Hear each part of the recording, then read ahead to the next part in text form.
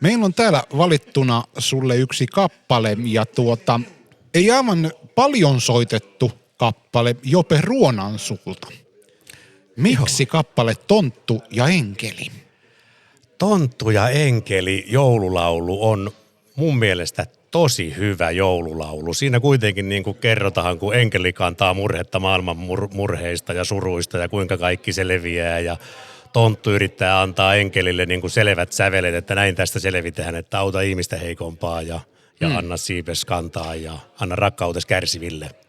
Tästä päivästä lähtien. Muistaakseni kertosäin meni jotenkin näin, mutta siinä on hyvä soitto ja siinä on hyvät sanat.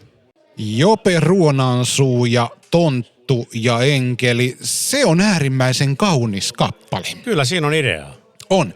Ja sitä niin kuin monihan Jopen muistaa huumorimiehenä, mutta sieltä löytyy myös tämä todella kaunis, herkkä ja vakava puoli. Ja tämä on yksi osoitus siitä. Kyllä. Ja kyllä se laulu pari kertaa pitää kuunnella, että sä niin kuin sen vitsi Jope siinä niin kuin jätät sivuun ja kuuntelet vain ne laulun sanat ja keskityt hyvään laulun ääneen. Siinäpä kovin sinivalkoinen ääni, Katri Helena ja Joulumaa. Harri, miksi tämä kappale?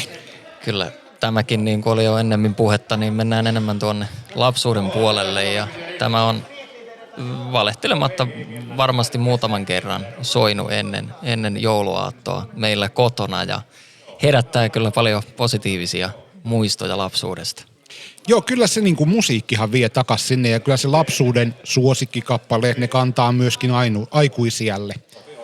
Tämä on aivan totta. Ja varsinkin jos puhutaan joulusta, joulumusiikista, se on hyvin tunteikasta, tunnerikasta monesti, että lapsuudessa tosi monella on hyviä ja lämpimiä ne kokemukset, mitä sieltä kantaa mukanaan. Kyllä. Olet ihan täysin oikeassa ja niin kuin sanot, niin ja sitten kun näitä nyt ei jonkun syyn takia tule kuunneltua esimerkiksi juhannuksena. Ei kovinkaan usein ainakaan. Minäkään. Niin se kuuluu täysin sinne joulun ympärille ja sieltä tulee nimenomaan ne lämpimät muistot heti ja kyllä sinne tässäkin nousee nyt pikkuisen jo kanan lihalle, kun tässä juttelee kyseisestä aiheesta. Eli musiikki osuu. Kyllä ja tunne sitä kautta osuu myöskin. Kyllä.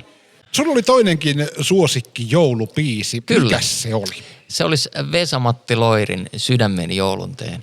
Ja meneekö perustelut ihan siihen samaan kategoriaan, että tämä on se lapsuuden tunnelman luoja? Kyllä tämä liittyy täysin siihen ja näissä molemmissa on vähän sellainen, jotta ei ne ole ne jouluvalot ja jouluruuat ja ne, mitkä sen täysin sen joulun tekee, vaan me kumminkin itse sen teemme tuolta sisältämme sen joulu. Se on se ajatus omasta päästä ja oma sydän kumminkin, millä se joulu tehdään. Mutta sulla oli toinen semmoinen jouluinen kappale vielä, mikä on sulle tärkeä. Mikäs se oli? Mikä se laulun nimi oli? Esittäjä oli Vesa-Matti Loiri ja se oli Tähti tähdistä kirkkain, kyllä. Miksi tämä?